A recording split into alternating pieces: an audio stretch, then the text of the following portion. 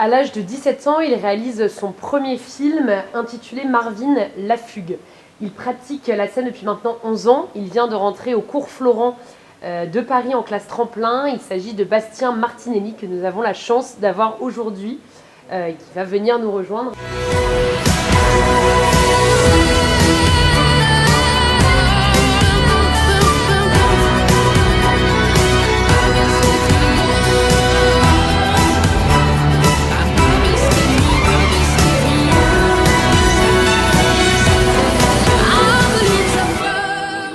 Bonjour Bastien, on est ravis de vous avoir aujourd'hui sur le plateau avec nous.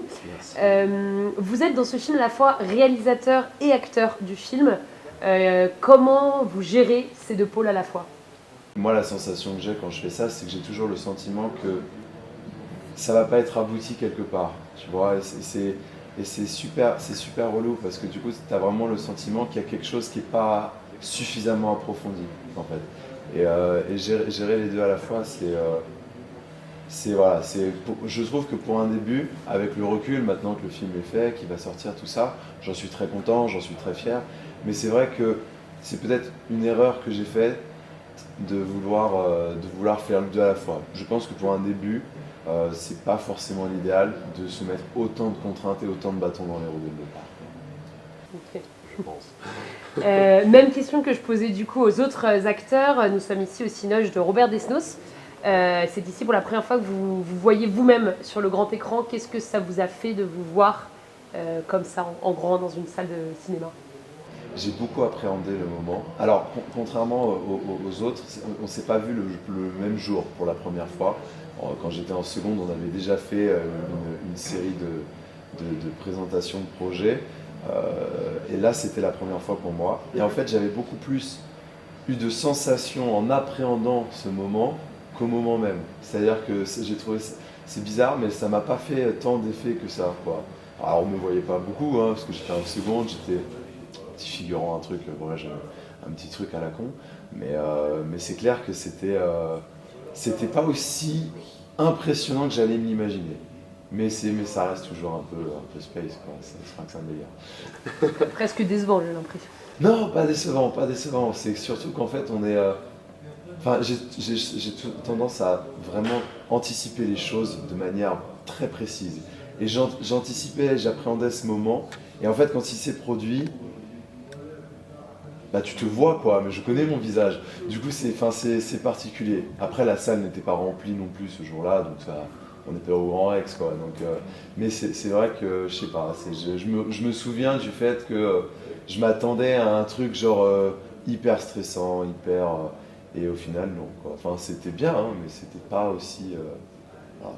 La prochaine fois, j'éviterai d'appréhender les moments, quoi, pour les vivre un peu plus. Le soir retenir. Ouais. Marvin la fugue n'est qu'un extrait d'un moyen métrage intitulé Marvin. Comment vous est venue finalement l'idée de ce projet ?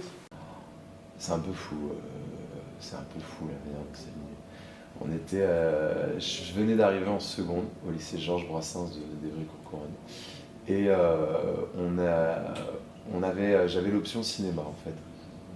Et donc en option cinéma, on va t'apprendre les bases du cinéma, on va t'apprendre l'essentiel, comment tu fais un plan, comment tu fais un chant contre chant, comment tu gères des acteurs, comment tu écris un scénario, un storyboard, etc. Et en fait, moi, je me nourrissais de tout ce qu'on m'apprenait.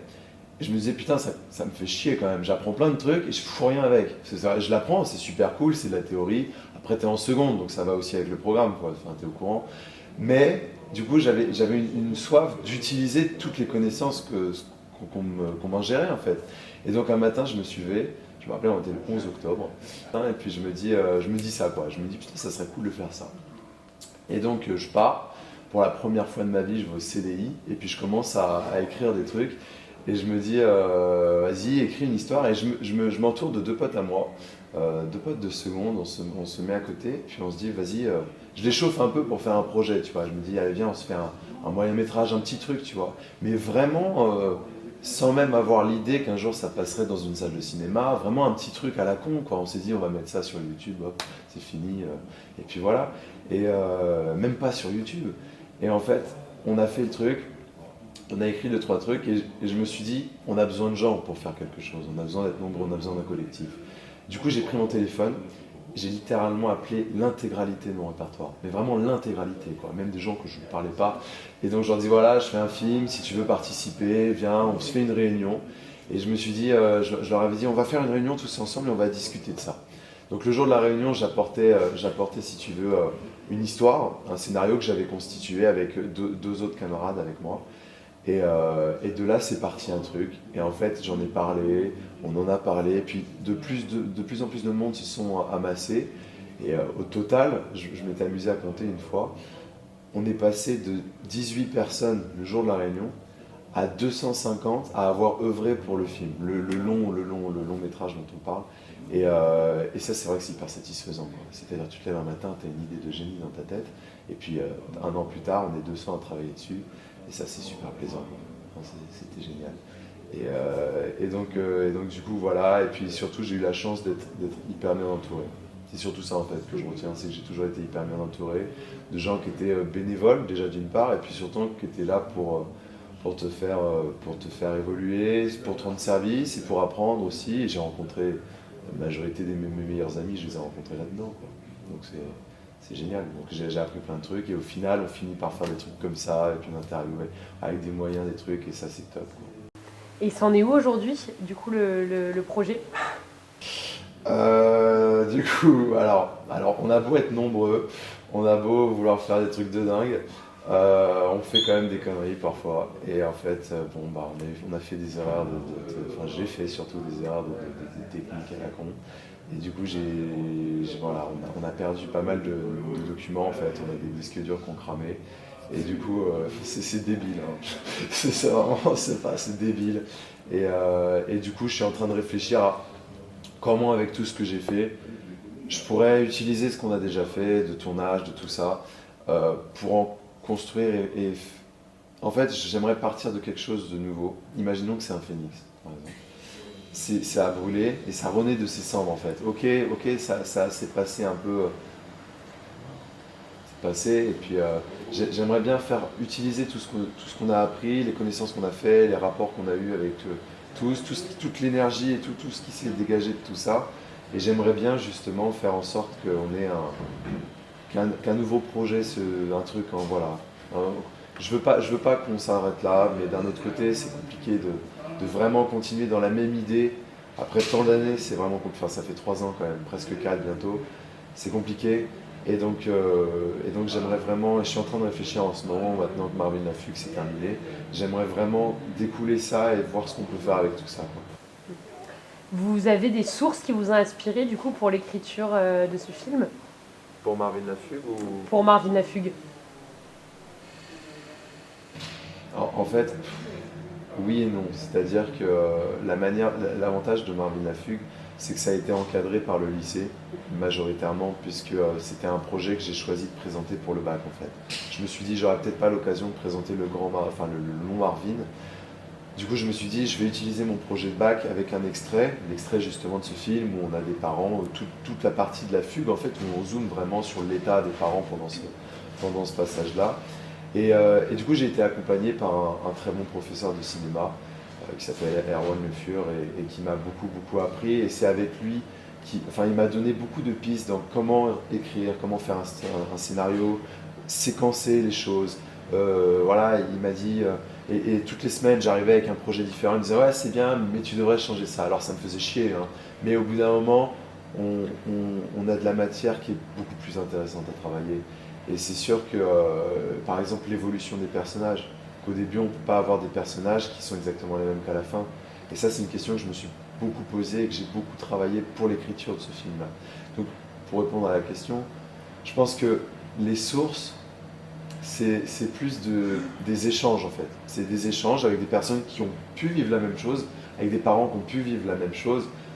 Je me souviens justement d'une maman qui, le jour de la projection, qui était là, quand ça s'est sorti au cinéma en juin dernier, et qui est venue me voir et qui m'a dit j'ai pleuré. Elle m'a juste dit ça et puis elle est partie. Moi, ça me fait super plaisir parce que du coup, ça me dit, enfin, ça me fait pas plaisir qu'elle ait pleuré, hein, bien sûr, on soit bien d'accord là-dessus, mais ça me fait plaisir parce que je me dis qu'il y a une part de sincérité et de vérité qui arrive à toucher. Il y en a peut-être qu'une dans la salle qui va être touchée, ou une personne. mais c'est suffisant. C'est les échanges, c'est de discuter avec un professeur, avec des spécialistes dans le cinéma qui t'apprennent la technique ou qui t'apprennent l'histoire, le scénario, tout ça. Alors parfois t'es pas d'accord, tu vois, ça peut arriver, mais je me nourris de toujours tout ça. Je me nourris des échanges que j'ai avec les gens et après ça me donne.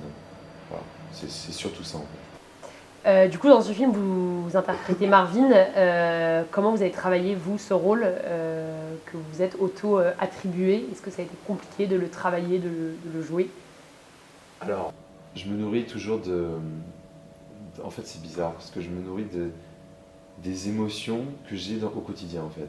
C'est-à-dire que, tu vois, tu peux être bien à un moment, tu es joyeux, tu es machin, et à un moment tu vas être triste, à un moment tu vas être un peu fermé, complètement fermé, tu vas avoir le sentiment d'être dans une bulle, tu vois. Mais c'est passager et après ça va partir.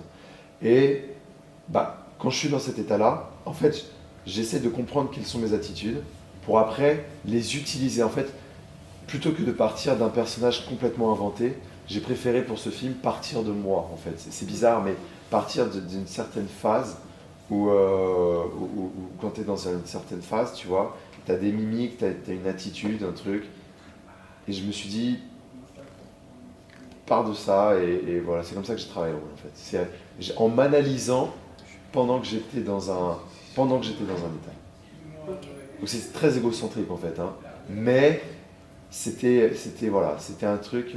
Et je savais que ça pouvait pas être, ça pouvait être que sincère, puisque ça venait de moi. Et que c'était, voilà. Enfin, et c'est comme ça que j'ai voulu bosser ça. Super intéressant. Parlons un peu de vous, de votre carrière d'acteur, réalisateur. Vous venez d'intégrer le cours Florent de Paris, du coup, en classe tremplin. Est-ce que vous êtes fier de cela? Est-ce que ça se passe bien? Ouais, Quel est bien votre sûr. Bah, c'est une grande fierté. J'ai eu jusqu'à maintenant plusieurs professeurs de théâtre, notamment Guillaume Berger, qui a été mon professeur pendant très longtemps. Et je m'aperçois qu'en fait, d'un professeur à l'autre, c'est toujours des techniques différentes et c'est jamais la même chose. Jamais, jamais, jamais la même chose. Là, en première année à Florent, je vais avoir 5 professeurs différents. À chaque fois, c'est différent. Mais c'est des opposés total. Et c'est ça qui est fou, quoi. Vous écrivez aussi énormément, au-delà des scénarios dont on parle, vous écrivez aussi des petites histoires visibles sur Instagram. C'est essentiel l'écriture pour vous? Qu'est-ce que ça vous procure d'écrire? En fait, je dirais même que c'est jouissif. C'est pour moi une forme de jouissance extrême. C'est-à-dire que peu importe l'état dans lequel je vais être, il sera toujours bon pour moi de l'écrire. C'est un besoin. Je ne peux pas passer une semaine sans écrire quelque chose, quoi. Alors, je montre que 2% de ce que j'écris. Je me dis, c'est pas mal, allez, vas-y, tu le montres. Mais je montre que 2%, et en fait, peu importe l'émotion ou le sentiment que je vais avoir, j'ai besoin de le transmettre, mais pas de le transmettre à quelqu'un, de le transmettre au papier. Et j'ai même envie de dire que non seulement c'est écrire, mais en plus c'est le geste manuscrit, quoi. Alors que je sais pas écrire. Enfin, je sais écrire, mais c'est dégueulasse. Et c'est fou parce que ouais, c'est jouissif, quoi. J'adore écrire, en fait. Peu importe l'émotion que je vais avoir. Je suis hyper heureux, je vais avoir envie d'écrire ça comme si je me vidais un peu, c'était ma vidange, tu vois. Je me vide et puis voilà. Est-ce qu'il y a des émotions particulières pendant lesquelles vous écrivez? Par exemple, quand vous êtes très énervé ou très triste et vous mettez à écrire particulièrement dans ces moments-là, ou ça peut être à tout moment, tout instant de la journée?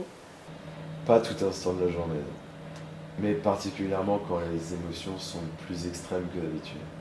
Je sais pas, une connerie, un amour extrême, un- une tristesse forte, une joie extrême. C'est souvent quand c'est dans l'extrême. En fait, vraiment, c'est vraiment le principe de la vidange, quoi.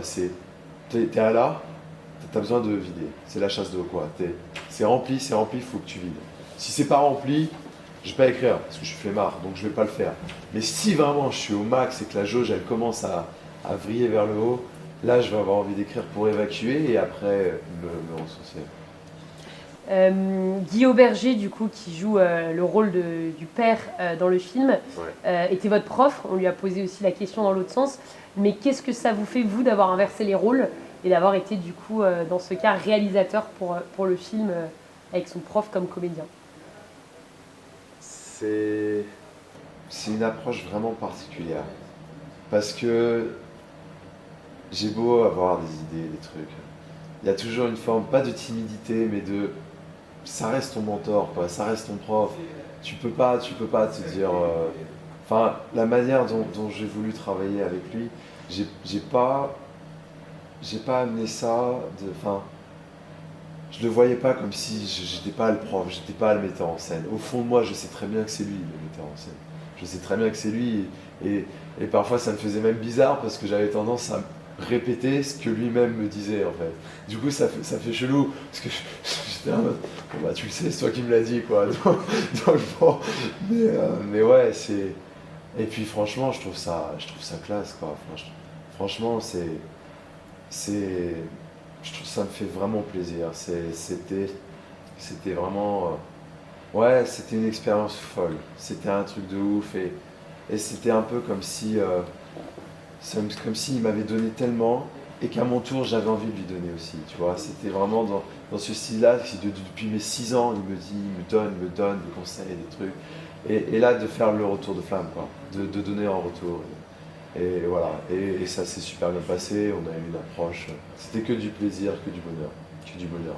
Et avec les autres aussi, c'était du bonheur, c'était que du bonheur, c'était génial, quoi. C'était vraiment top, et voilà. Super. On m'a glissé dans l'oreillette que votre père, compositeur, joue du piano et qu'il allait peut-être écrire quelque chose pour le film. Finalement, vous avez choisi Wagner. Pourquoi ce choix? Alors, j'espère que mon père ne regardera pas l'interview. Euh, Non, j'ai pas choisi Wagner, uniquement Wagner. C'est-à-dire qu'à la base, mon père est quelqu'un d'extrêmement sensible, et je pense que la sensibilité est héréditaire. Et très sincèrement, il a une sensibilité qui lui se traduit généralement par la musique. Et je le sais depuis que je suis gamin, puisque je l'entends jouer du piano et des instruments depuis que je suis gamin. Et quand j'avais besoin de musique de film, je me cassais la tête à aller à la SACEM. Il m'a dit très naturellement, attends, si tu veux, je peux le faire. Et j'étais presque gêné de ne pas lui avoir proposé, quoi. Évidemment que tu peux le faire, bien sûr, mais qu'est-ce que tu comptes pas t'avoir. Enfin, on a tout à la maison pour que tu fasses ça et tout. Et donc ça a été un oui direct. Et donc je lui ai présenté Marvin Lafugue. Et puis je lui ai dit, voilà, là où j'ai besoin de musique. Et là aussi, c'est hyper différent, un peu comme avec Guy. C'est-à-dire que c'est ton père, quoi. Tu peux pas lui dire, me fais pas chier, fais ça. Ah bon, me fais pas chier, tu peux pas sortir demain par hasard, tu vois. Enfin, tu vois, après ça va partir en couille. Donc, il y a vraiment un truc du genre, attends, c'est mon père, je le respecte, faut vraiment lui dire avec les mots, les trucs. Et bon, bien sûr, parfois, on se fritait, on s'engueulait. C'est fou, quoi, quand t'as ta famille qui fait ça. Au début, je voulais vraiment pas que ma famille participe au film, ni en tant qu'acteur, ni en tant que quoi que ce soit. Parce que je me suis dit, c'est la solution de facilité. Et j'aime pas les choses simples. Je me suis dit, bah évidemment, tu vas prendre ton petit frère pour faire ton fils. J'aime pas ça, parce que c'est la solution de facilité, et je me repose là-dessus, et je suis pas fier de moi après. J'ai besoin d'être fier de moi après. Mais là, je me suis dit, c'est vrai qu'il a de la sensibilité, il a tout ça, et je connais toutes les qualités de mon père, et je savais qu'il était fait pour le faire. Du coup, il y avait 3 musiques à faire sur le film, il a fait les 3. Sur les 3, il y en a 2 que j'ai adorées, et il y en a une que j'ai moins aimée, qui est celle du générique de départ avec le drone, où on voit le drone.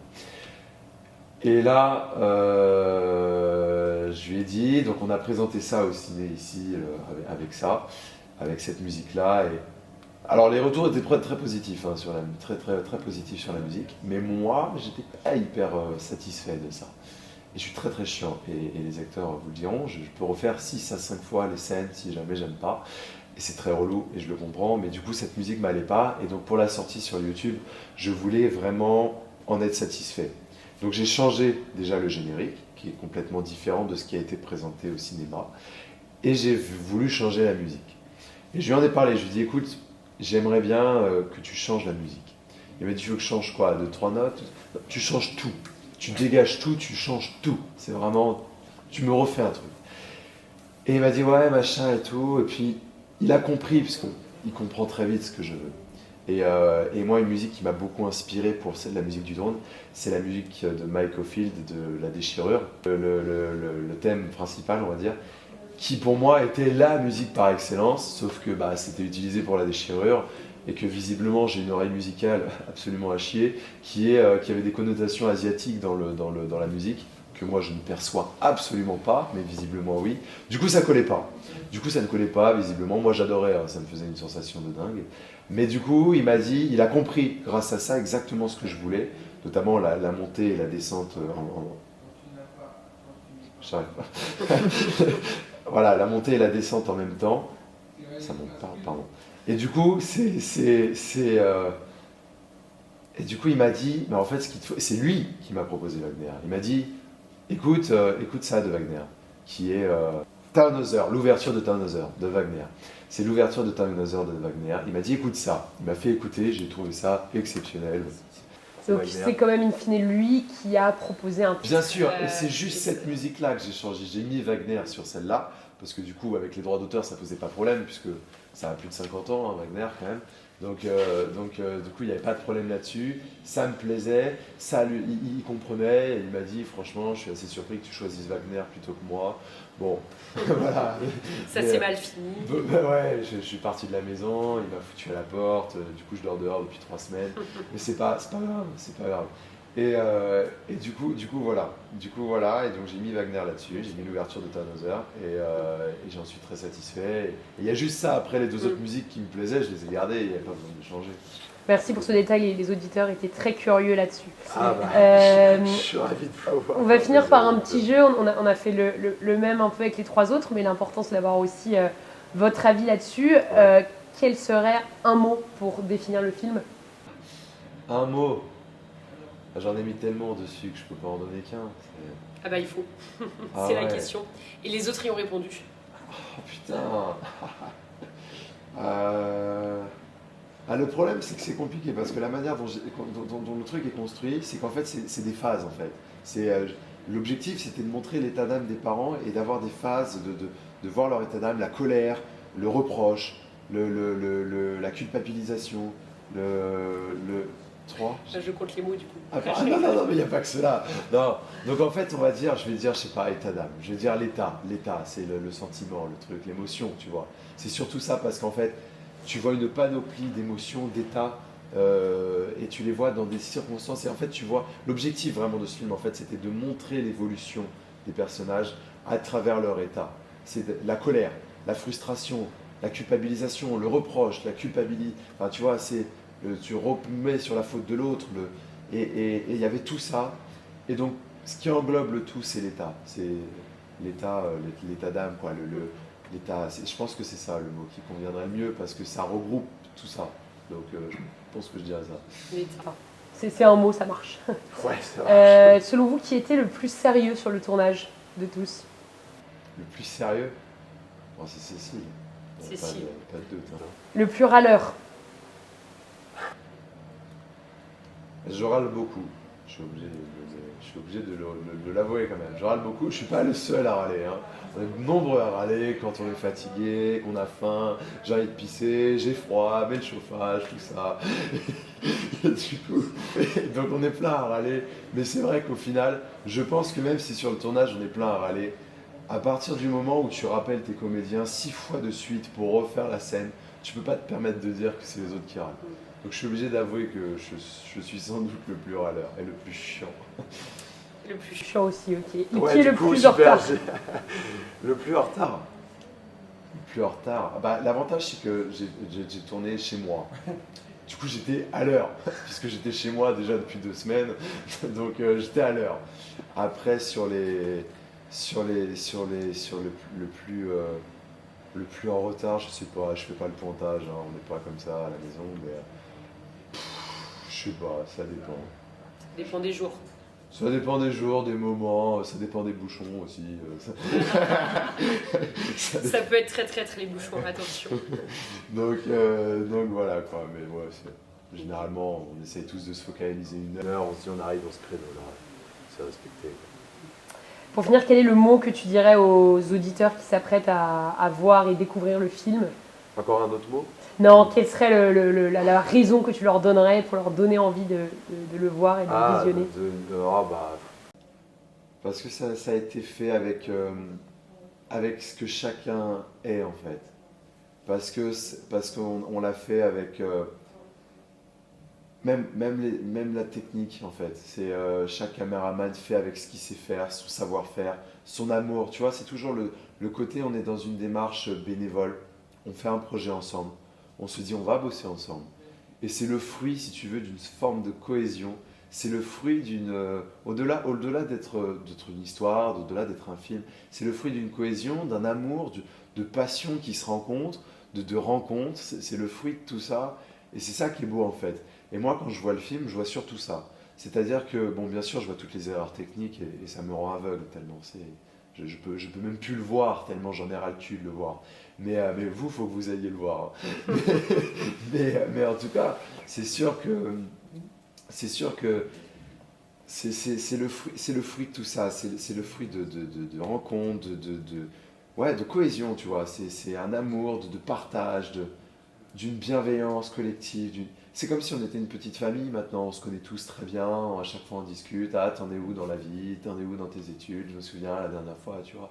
Et c'est comme si c'est comme une réunion de famille, quoi. Chacun apporte ce qu'il est, et ça fait la réunion, et ça fait pourquoi on a envie de se revoir après, quoi. Donc rien que pour ça, voilà, de voir, parce que ça se reflète vachement dans le film. Ça se reflète vraiment que c'est ça qu'il faut, rien que pour ça, il faut y aller. Après, il y a l'histoire, il y a tout ça, on pourra en dire ce qu'on en veut, mais c'est sûr qu'il y a l'effervescence de toute cette âme, en fait. Et c'est ça, moi, ça me plaît bien, quoi. Et si ça peut plaire aux autres, c'est cool. Mais pour ça, il faut aller le voir. Super, on espère que les personnes seront nombreuses à venir voir le film. L'avantage, c'est qu'elles n'ont pas besoin de venir voir, elles peuvent aller voir directement chez elles. En fait. Depuis chez elles sur YouTube, évidemment. Cool. En tout cas, merci beaucoup Bastien pour votre temps, bravo pour le travail réalisé et merci on espère que vous serez nombreux à le voir sur YouTube sans vous déplacer.